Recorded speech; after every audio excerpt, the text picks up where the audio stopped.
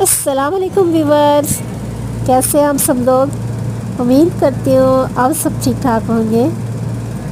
माशाल्लाह से देख सकते हैं इस समय मस्जिद नबी में हूँ और मस्जिद नबी में जो है काफ़ी रश है, जो कि आप वीडियो में देख सकते हैं। माशाल्लाह से काफ़ी तादाद में डिफरेंट कंट्री से लोग आए हुए हैं। माशाल्लाह जो नहीं आ सके हैं अल्लाह उनको भी यहाँ आना नसीब करे।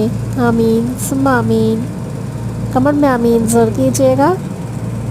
वीडियो पसंद आए वीडियो को लाइक करें, साथ ही फ्रेंड्स फैमिली के साथ भी ज़रूर शेयर किया करें। जो भी न्यू व्यूवर्स देख रहे हैं चैनल को सब्सक्राइब करें और साथ ही बेल आइकन बटन को ज़रूर प्रेस किया करें ताकि मेरी हर आने वाली नोटिफिकेशन आप तक पहुंच सके। माशाल्लाह से ये देख सकते हैं।